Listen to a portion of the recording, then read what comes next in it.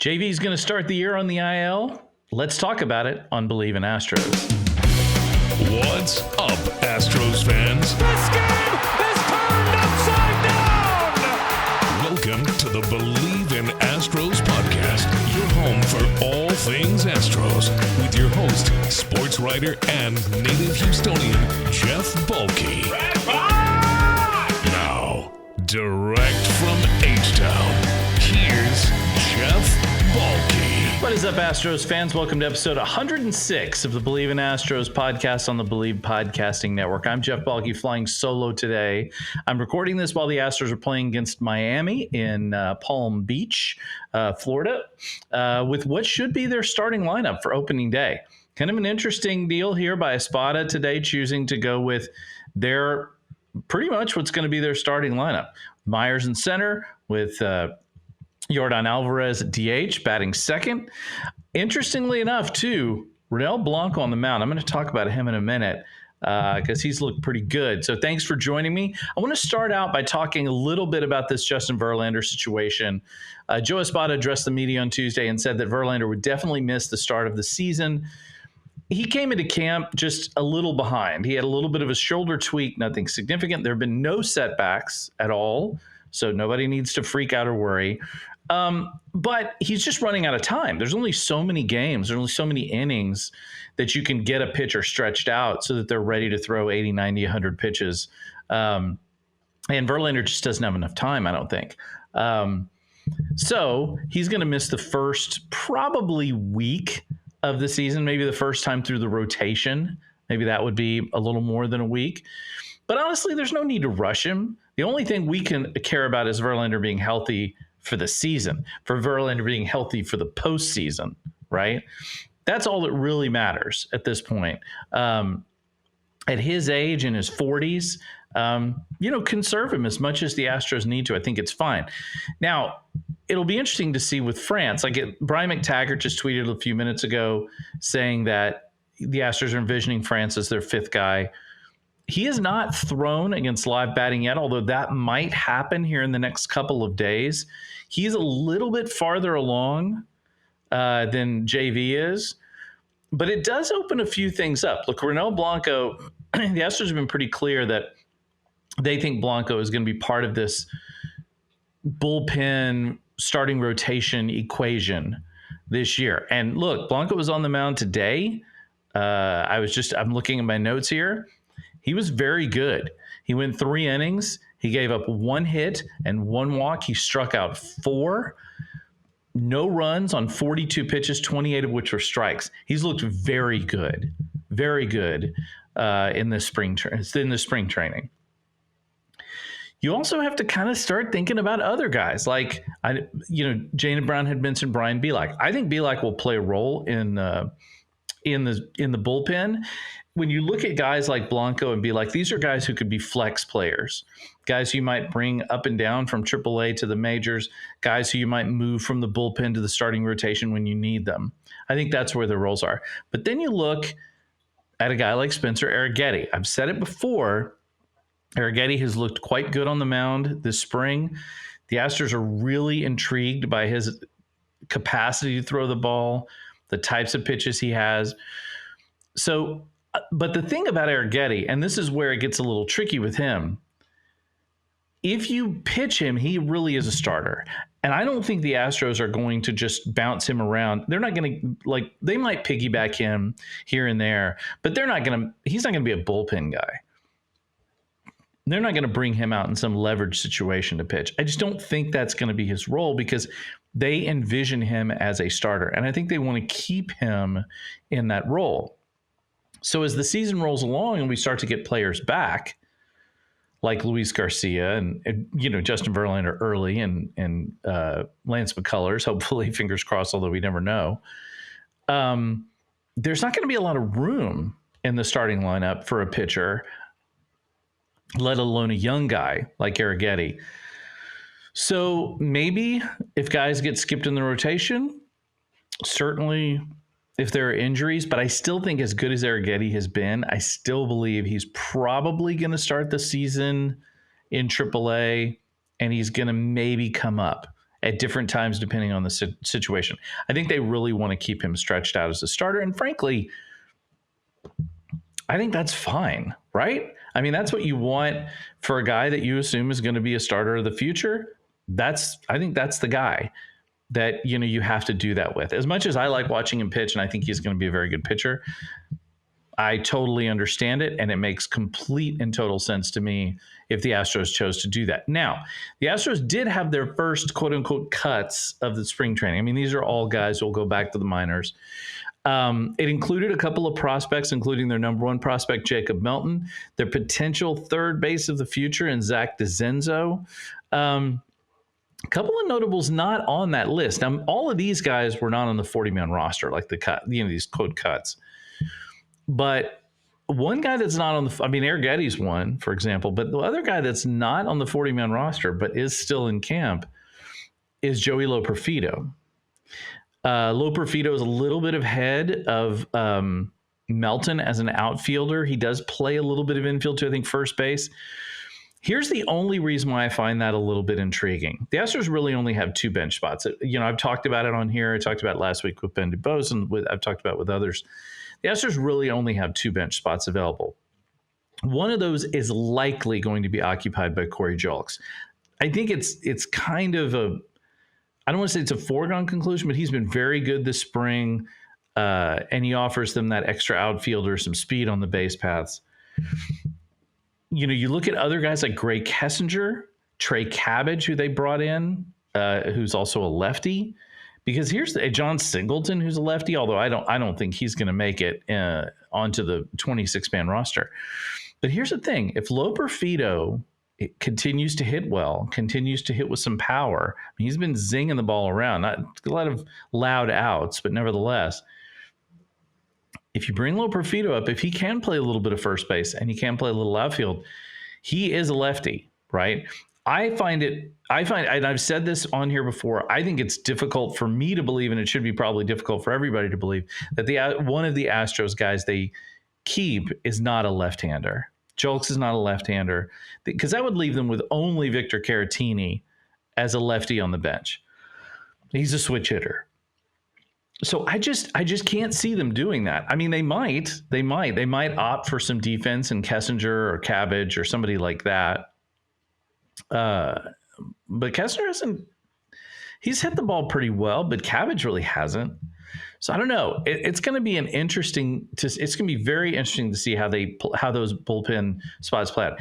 Look, the one good thing is the Astros are really good, right? They're really good across the board. And that means that these spots are going to be, it's going to be squeaking people in there. And most of these, I think, are going to be guys that come up because of injury, right? I mean, it's a long season. So I think that's going to happen. A couple of notes here about contract extensions, because there's been a pretty interesting set of stories in The Athletic over the last couple of days projecting contract extensions.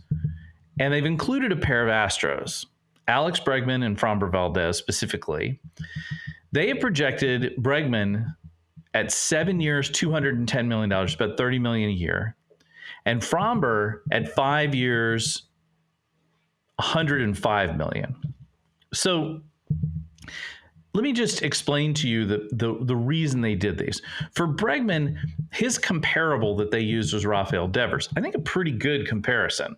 When you look at the way they compared him, and I'm just looking at the article now, he had an F4 of 4.9 last year, the F4.1, F4.3 of 12.9, and F4.5 of 20.6. He got a 10-year deal, but he's much younger. He's 27 years old, so 3 years younger than Bregman. Bregman had an F4.1 of 4.3, F4.3 of 12.0, and an F4.5 of 24.4. So when you look at those per year numbers, $30 million per year for both of them seems very reasonable. And with Bregman, 7 years, like with Rafael Devers, would put him until he's 37 years old. Now, I find this to be very interesting, right? Because the rumblings have been that Bregman wants a long-term deal, maybe much as 9. The Astros have never really given out a 7-year deal before. I don't think they've ever done it. Not under Jim Crane. And so you have to think, would they go Bregman 7? Like 7's not crazy. It's not crazy. They've said they're going to offer him. They're going to make an offer at some point during spring training. To me, if they came to Alex Bregman and said, "Hey, we'll give you 7 years, $200 million." If he turns that down, well, I mean, at that point, you have to just say, okay, man, appreciate your service, right? I think it's kind of tricky with Bregman because do you make him an offer do you make him your best offer right now, even if that best offer isn't what you think he's going to take? I think if you're the Astros and you're going to make him an offer this offseason, it has to be an offer you think he's going to accept.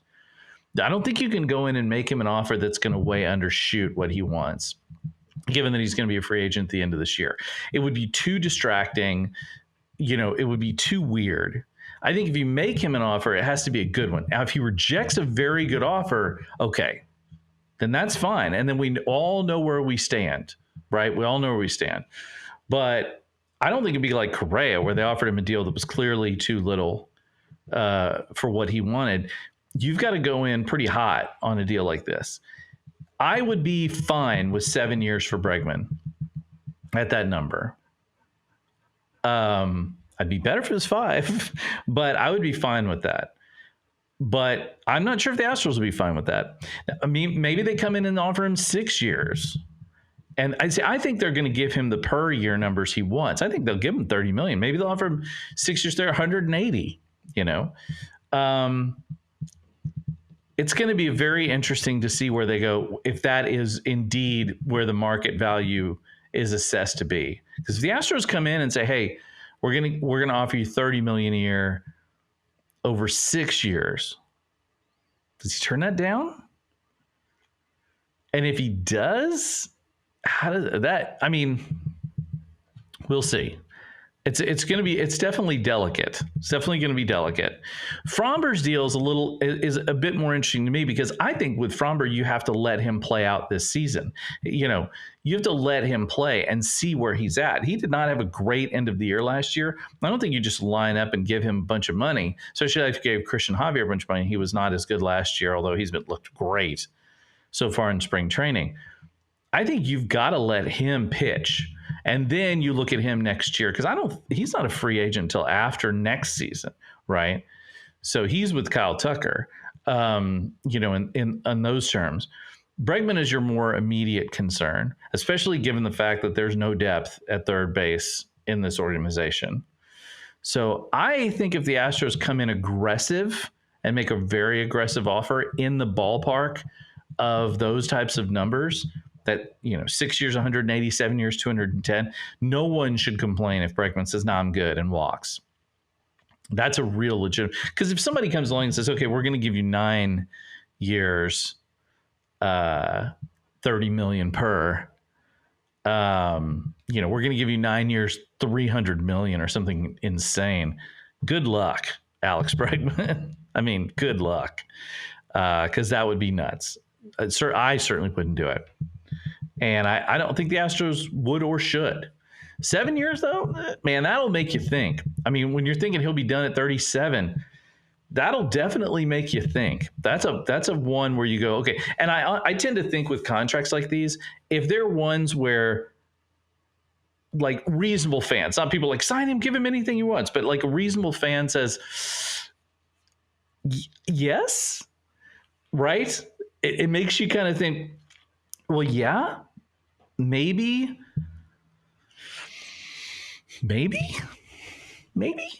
but not certainly. Then that's a deal that is legitimate, right? The deals that we see, excuse me, if you saw it on camera, my apologies. I had a hair in my mouth from one of my dogs. If you're on, I shouldn't even said anything for audio. Sorry about that. But if you're a reasonable fan and says, yeah, we want the Astros to be in good financial position, to keep this window open, as they say, this is a deal where you're like, man, Bregman 37, but also maybe Bregman 37, So it's going to be very interesting to see how the Astros deal with that, if indeed that's the direction they go. We'll see. Okay, a couple other things this week. There's another great story in the Athletic. Athletic really churns them out, man, about coaching and developing players and using analytics. And they talk about how a lot of guys from analytics firms have been hired into Major League Baseball, a lot of them at the minor league level, either as developmental guys or as like pitching coaches, things like that. And it got me to thinking about how Joe Espada will handle things this season differently from the way Dusty Baker did last year. And I'm not going to go on a big tirade about Dusty Baker and whatever inadequacies he may have had last year. Dusty Baker deserves all the respect that anyone could possibly heap upon him, and that includes his seasons with the Astros. That included a World Series win. He saved this franchise from itself, and he did a great job. Last year, however, there were some serious question marks in terms of how he handled the team. We know about the situation with Maldonado and Yainer Diaz. There were some questionable choices, in how he called games. We all know about this. Chas McCormick not getting enough time, right? And you're already seeing the Astros. You could tell there was definitely a rift, maybe not a huge one, but definitely a difference of opinion between Dana Brown and Dusty Baker, and on who they wanted to play. The front office and the coaching staff were not, I don't want to say they're at odds, but they certainly weren't in agreement. I think Espada is more in line with what the GM and what the front office is interested in. And again, this is still a very progressive organization when it comes to use of analytics. I think Dana Brown has kind of balanced those two things. He's a little old school. He's obviously a developmental guy who's very interested, but he uses those analytics to help him determine, which guys they should pick.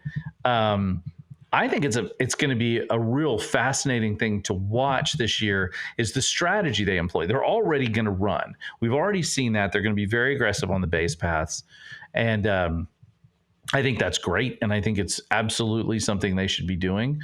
You can tell by their, how they're working with pitchers and especially some of the young hitters. You can tell the direction they're trying to take. You can tell they're trying to be smart about it, like not be crazy, Moneyball guy, but also not be old school. Like, I don't believe in any of these newfangled computers. It's like, it's kind of a little of both.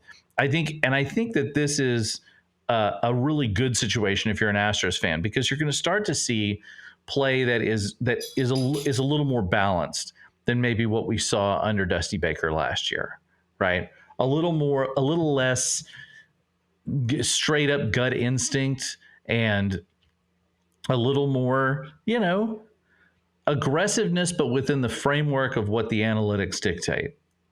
And, baseball of all the sports is the one that relies on analytics more than anybody.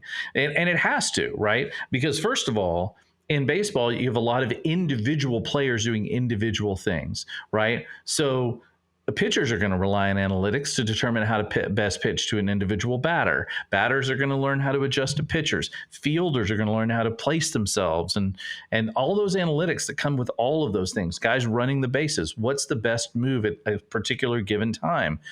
So baseball has a lot of individual working parts. In addition, baseball has the longest development line of all the major sports, right?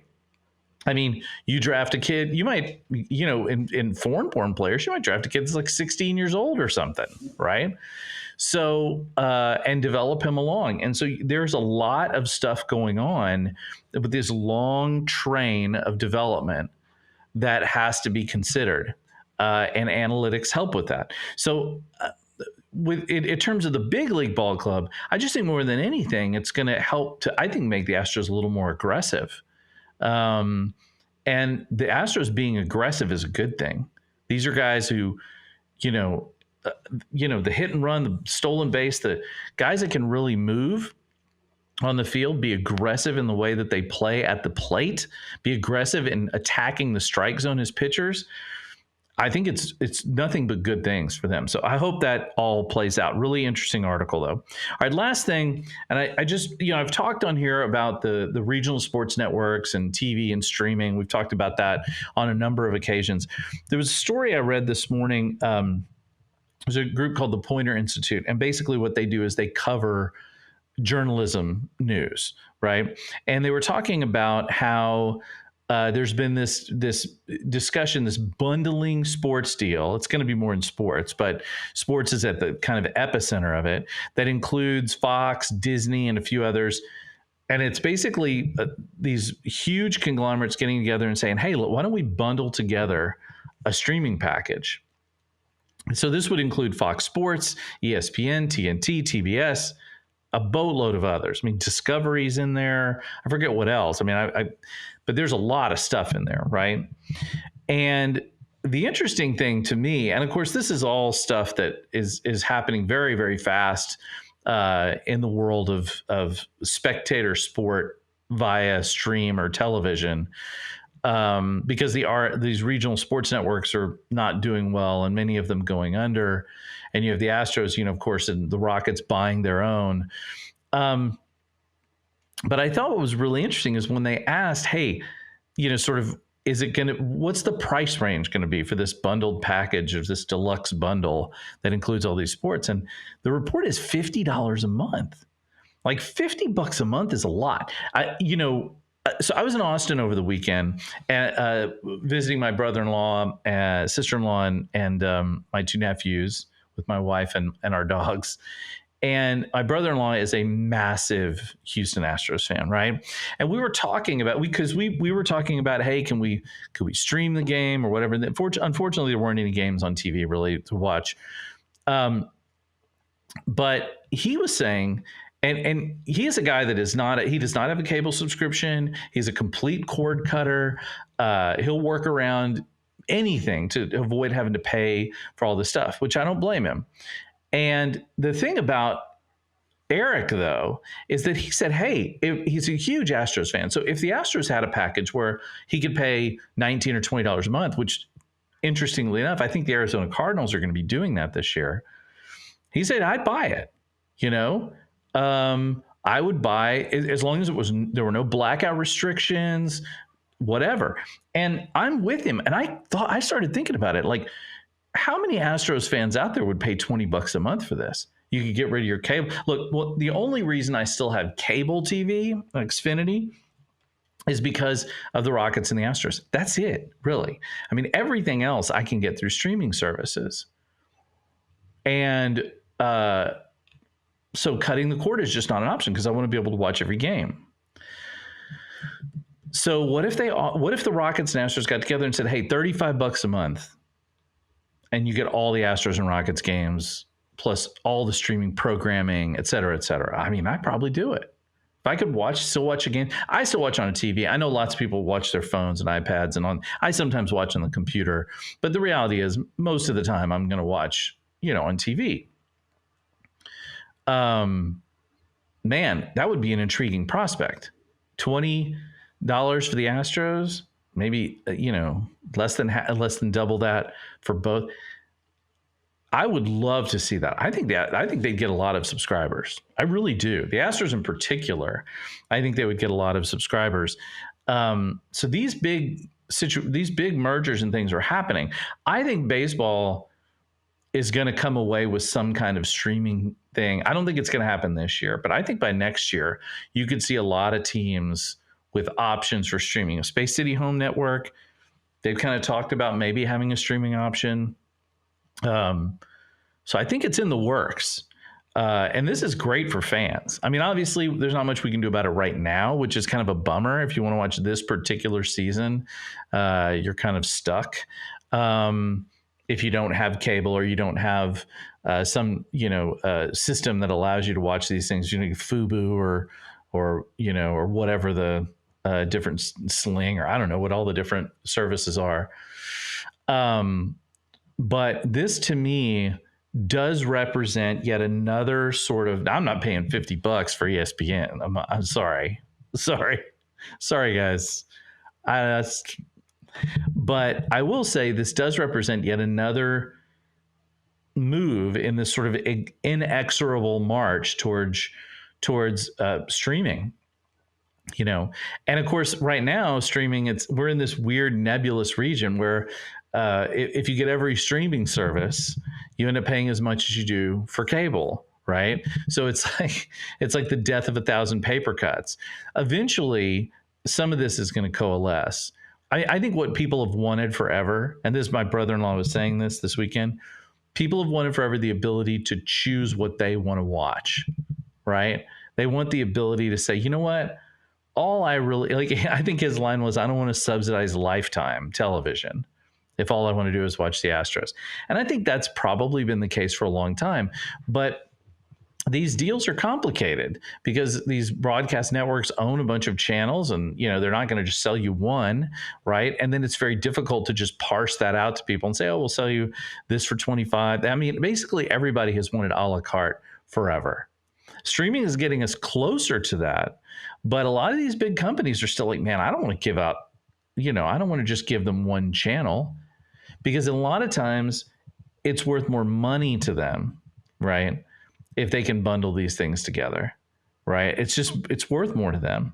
It's better for their brand, and it's complicated. But my point of really this whole discussion is that I really would love to see the Astros get involved in some kind of a streaming content option. I think it would be great for fans. I think it would be great for people like my brother-in-law, Eric, who, live in Austin and don't really have access. And he's a guy too that he's a radiologist. He works nights, a few nights a week. He's been doing this forever. He's available to watch games all the time. He would be one of the biggest watchers for sure. I mean, this guy works around VPNs and stuff to get access, right? He'll do anything. So I think there's a lot of diehard fans out there like that. Never mind the people who live in other countries, other states, like places, where maybe MLB TV doesn't work all that great for them because of blackout restrictions and other problems.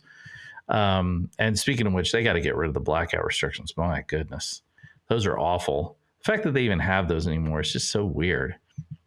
It's like some old rule from like 100 years ago or something. It's so bizarre. Anyway, but that's where we're at. We're trapped in this weird region between what's coming and what's going. And we're kind of in that middle ground, right? So we'll see how it all goes. Keep your fingers crossed. I'm very hopeful. Well, that'll do it for today. Thanks everybody for joining me. I'll be back next week with a fresh pod brought to you by Bet Online and a very special guest you will not want to miss. Also, you can catch me this Friday. I'll be doing my 5-Minute Fridays. I do a weekend update on YouTube though, only video only. You can also find me Spotify, Apple, Stitcher, and of course on YouTube. You can follow this podcast at Believe in Astros on X, Instagram. You can find me at Jeff Balke all over social media. And of course, subscribe to the YouTube channel so you get alerted to new videos. Thank you for everyone for listening and all the 5 stars you've given us on Apple. You guys have been listening great. I'll be honest with you. I've been working really hard to bring in hosts and to bring in interesting content. Now that Blummer is no longer on this podcast. And look, I'll tell you the truth. I was nervous that without Blummer, because I still do want to co-host, right? I don't want to just, I don't want to fly solo all the time. And I like having different people on. It was great having Ben on. It's great having Brandon on. There's definitely more to come in that sense coming up. And I'm definitely going to have plenty of guests. But I do love the consistency and the camaraderie of a partner. And so I would, so when Blummer left, I was very concerned about that. But you guys still listen, you still watch. It's really just been incredible and a wonderful surprise. We're going to get Blummer back on too a little bit. He and I already talked about it. Get him to guest on maybe before the season starts so we can chat and find out where we're at. But anyway, thank you again. I love hearing from you all. Please continue to leave comments and send questions, as many as you like. I'm happy to answer them all. And thanks so much for listening. As always, go Astros.